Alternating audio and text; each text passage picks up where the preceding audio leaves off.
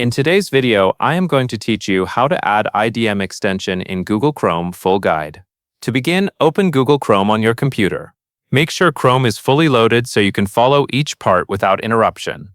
After Chrome is open, go to the Chrome Web Store.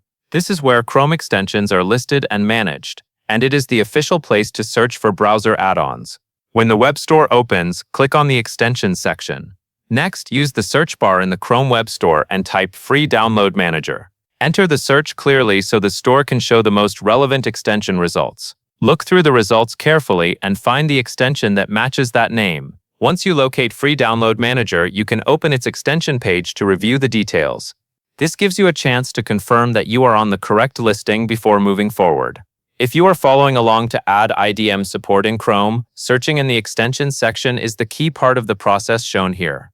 The main goal is to reach the correct extension listing inside the Chrome Web Store so it can be used in your browser setup. Take your time during the search so everything is accurate and easy to follow. That covers everything you need to know.